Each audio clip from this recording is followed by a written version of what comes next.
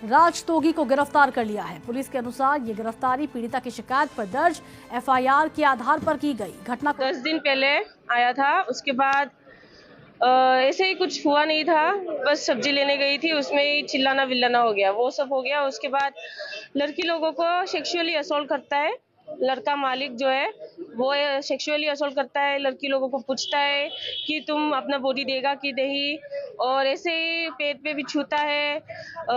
जो लोग इधर रह के काम करता है वो लोग को वो करता है कि पैर में पकड़कर उठाता है, बाल छूता है, उसके बाद मारता है। Syndicate kiba department ase department থাকিলেহে মই চলাব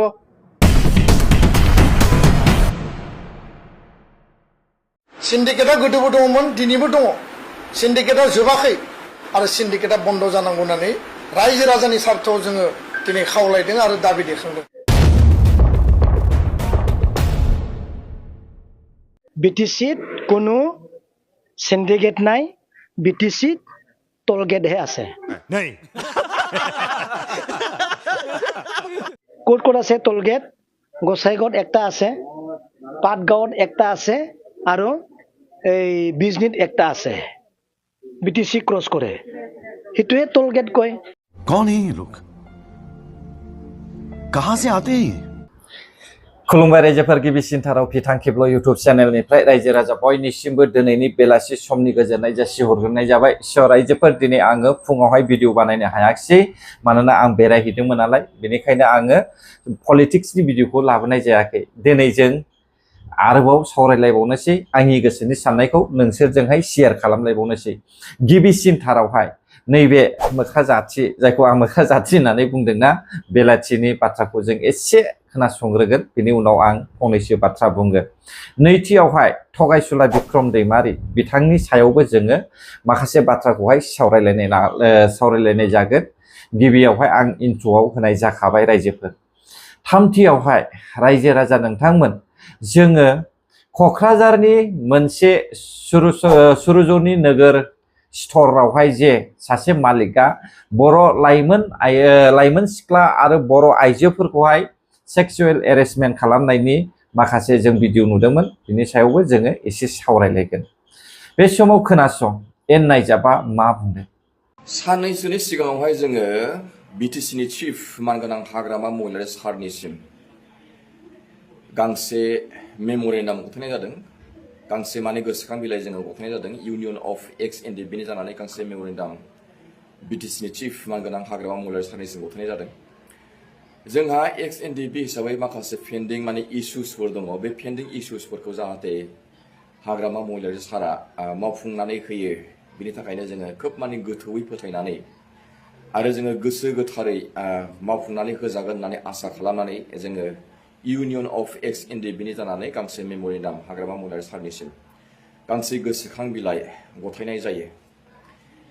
हाग्रामा महिलारि सारा सोरखार दाजेननायनिफ्रायनो जोंनि एक्स एनडिबिफोरनि जेसेबां पेन्डिं इस्युसफोर दङ, बे पेन्डिं इस्युसफोरजों लोगोसे बिटिसियावहाय रायजो राजाफोरनि डेभेलपमेन्टनि थाखाय जा खामानि मावनांगौ दङ, बेफोर गासैबो खामानिफोरखौ मावबोगासिनो दंखायो। थेवब्लाबो जोङो नियम मथे जोङो इउनियन अफ एक्स एनडिबिनिफ्राय गांसे मेम'रेन्डाम गोसोखां बिलाइ हाग्रामा महिलारि सारनिसिम साननैसोनि सिगाङावहाय गथायनाय जादों, जाहाथे हाग्रामा महिलारि सारनि गोसोआ जालांगाद जासिनो, गोहो गोरासिन जासिनो, जाहाथे हाग्रामा महिलारि सारा गोहो बोलो मोनसिननानै जोंनि बेसेबां माने पेन्डिं इस्युसफोर दङ, बेफोर खामानिफोरखौहाय मावफुंसारनानै होयो। बेनि थाखायनो जोङो हाग्रामा महिलारि सारनिसिम जोंनि इउनियन अफ एक्स एनडिबिनिफ्राय बे मेम'रेन्डामखौहाय गोसोखां बिलाइखौहाय गथायनाय जायो। एन नायजाब नोंथां, एक्स एनडिबिफ्रा मोनबेसे पार्टि दङलै? माथो जोंलाय गोदान पार्टिल' दानाय खोनाथारो। आसरित ना? मानो दायो पार्टिखौहाय? लिडार मानो जानो गोसो जायो? बेनि मेन थांखिया जाहैबाय जाति आरो रायजो राजाफोरनि प्रफिटनि थाखाय नङा, गावबा गावनि उदै सुफुंनायनि थाखाय गोदान पार्टि नाम लानानै लिडार फसंनाय जायो रायजोफोर। जुदि हारिनि थाखाय मोजां साननाय बिथांमोननियाव दङब्ला, अब्ला बिथांमोना माब्लाबाबो गोदान पार्टि बानायनाय नङा। मानो मिथिगौ ना? एक्स एनडिबि फराम, एक्स एनडिबि वेलफेयार, दानिया फैबाय एक्स एन डि बि इउनियन नेक्स्टआवबा मा फैगोन बुंनो हाया रायजोफोर। आरो मोनसे बाथ्राया जाहैबाय एन नायजाबा जे बुंदों बिटिसि आवहाय जों रावखौबो गनाया। दा बिटिसि आव गनायाब्ला अब्ला बिथांमोना आथिखालनि खुंथाय गोहोआव थानाय सरकार बिपिएफ पार्टिनोहाय मानो मेम'रेन्डाम होखो हा रायजोफोर? रायजो राजाफ्रा एसे सिन्था खालाम। एन नायजाब बायदि सासे उल्थां फाल्थां हा दावखोलाय फासयलाय नाथुर बायदि बाथ्रा बुंनानैहाय रायजाफोरनि सिगाङावहाय गावखौनो मा होननानै बुङो इंलिश फरायलायनानैहाय एटिट्युड दिन्थिनाय बिराद मान सन्मान गैयै सासे एनडेबि बियो। लाजि फोनांदों एनडेबिफोरखौसो, गुबुनखौ नङा। बिथाङा जुदि रियेल एनडेबिब्ला बिथाङा एसे साननाय हनाया बिथांनिया एसे मोजां जाखागौमोन।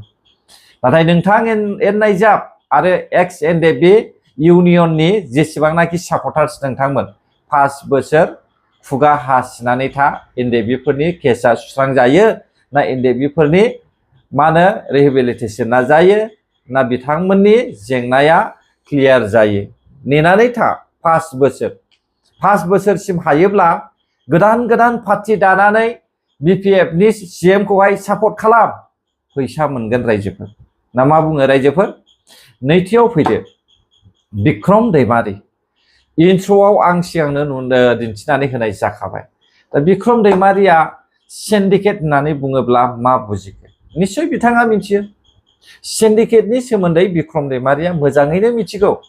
मानोना थांनाय 5 बोसोरावहाय बिक्रम दैमारि बायदि सासे थगायसुला सुबुङा इउपिपिएलनि सीएम खौहाय सिन्डिकेटनि नाम लानानै गोबांथार लेक्सार होबोदों। नाथाय दिनैहाय बिथाङा बिपिएफ सरकार फैनाय लोगो लोगो दंफांनि सस्रमा गाननानैहाय बिथाङा सिन्डिकेटआ मा बेखौहाय नुवाखै रायजोफोर। सिन्डिकेटखौ जुदि नुवाखैब्ला बे गसाइगाव श्रीरामपुरावहाय जाबाय थानाया माथो बेलाय? गामि बाला अन्थाइ लांनायनि थाखाय फैसा लानाया माथो बेलाय? औवा रोगानायनि थाखायनो फैसा लानाया माथो बेलाय? गामियावहाय सोरबा सासे व्यक्तिया दंफां लानानै थांनायावनो फैसा लानाया माथो बेलाय? हा बे सिन्डिकेट नङाला माथो बिक्रम? मासे मूर्ख आखुनि मानसिफोर जोनोम जाखोलै बर'फोरनि जायगायावलाय, गासिबो गावबा गावनि उदैनि थाखायल' बुथुमनानै लाग्रा। हा बिसोरबायदि मानसिया कि नुवाखै जायो नामा सिन्डिकेटखौ? ना दिनैनि समावहाय रायजोफोरखौ आन्दायहोग्रा एक नाम्बार सुथिया मानसि होननानै बुङोब्ला दालालि बिक्रम दैमारि रायजोफोर। बिक्रम दैमारिया दिनैहाय अन्थाइ खाम्फा गायसननाय नोंथांमोना नुनो मोनदों। नोंथांमोना सावगारिखौ नाय, अन्थाइ खाम्फा गायसननाय नोंथांमोना नुनो मोनदों। नाथाय बे खामानिया बेसेबांसिम आवगायगोन बेखौ समाजसो फोरमायगोन रायजोफोर। मिथिबायना? समाजसो फोरमायगोन। आरो फारसेथिं बिपिएफनि सीएमआ फैसा गैयाब्लाबो आङो मा होनो अन्थाइ खाम्फाखौ गायसनगोन होनदों। अन्थाइ खाम्फाखौहाय साफ्रोमबो लिडारानो गोसो जायोब्ला रायजो राजाफोरखौ लानानै गायसननो हायो। नाथाय बिनि खामानियासो माबायदि सोलिगोन नैबेखौसो रायजो राजाफ्रा स्टाडि खालामनांगौ। ना मा बुङो हा रायजो राजा नोंथांमोना बिक्रम दैमारिमोन बायदि दालालिफोरनि थाखायनो थगायजाबाय थासिगोन नामा जोंनि बर'फोरनि गेजेरावहाय? जोबनायाव रायजोफोर, सरजनी लिटिल सरजनी बाजार नोगोर मोनसे माने गस्ला लंपेन्ट दखान। फाइनाली नैबे लांसुनिया गुबुन हादरनिफ्राय फैनाय मालिका हमजाबाय। नोंथांमोना आं इन्ट्र'आवबो होखाबाय ससे, आं गासैखौबो बुंजोबनो होननानै सानला आरो सिगांबो आं भिडिअ बानायखाबाय। फाइनाली हमजाबाय। बे हमजानायनि उनावनो बिथाङा बेल मोननानैहाय गगोन। बेथ' रोखाखा बाथ्राया रायजो राजा नोंथांमोन। पुलिसाबोथ' दायनिगिरिखौहाय एसेबां हमनानै दोनखाया आरो एसेबां लाखिनानै दोना जेलावहाय। मानोना बिसोरबायदि मानसिया गगोन, थाबैनो गगोन। नाथाय साननो गोनां बाथ्राया जाहैबाय बिसोरबायदि मानसिया जे क'क्राझारावहाय बिजनेस होनानै दङ बिसोरखौ नोजोर हो।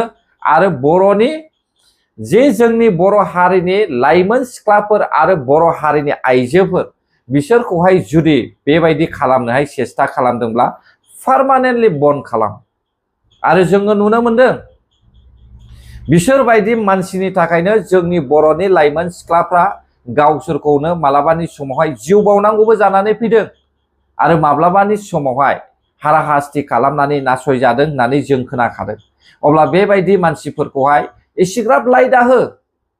आं गुबुन देशआव थायो, जाय देशआव आं थायो बे देशनि मानसिफ्रा माब्लाबाबो बिसोरबायदि मानसिनोहाय खाबु होआ आरो बिसोरबायदिखौहाय माब्लाबाबो बिसोरो बेबायदि गावसिनि लकेल हिनजावफोरजोंहाय सोमोन्दो लानो थाखाय चान्स होआ आरो मिथिबायना?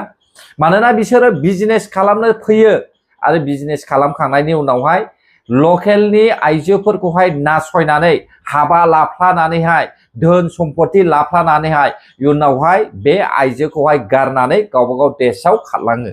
बेयो जाहैबाय मारवारि, राजस्थाननि, बिथांमोननि इउपिनि बिसोरबायदि मानसिनि खर'आवहाय अलरेडि मास्टार माइन्ड जानानै दंखायो। बेखौ जोंनि बर' ट्राइबेल आइजो आरो लाइमोन सिख्लाफ्रा एसे बुजिनाया मोजां। जेसेबांखि अननाय दिन्थिया मानो नोंथांमोना बिसोरनि सायावहाय जिबनावबो दा फोथाय, मानोना बिसोरनि गोसोआ ट्राइबेलफोरनि सायावहाय गाज्रि नोजोरा दंखायोखा। अब्ला गोजोनथोंसै रायजोफोर, दिनैनि भिडिअआ बे सुंद' भिडिअखौहाय आं लानानै फैबाय। नोंथांमोना मोजां मोनदोंब्ला एसे like, share, comment and subscribe खालामनानै होब्लानो जाबाय। गाज्रि मोनदोंब्ला बेबो नोंथांमोननि सायावसै आरो गोरोन्थि जादोंब्ला निमाहा होब्लानो जाबाय। बर' हारि जय जाथों, जय बर' हारिनि।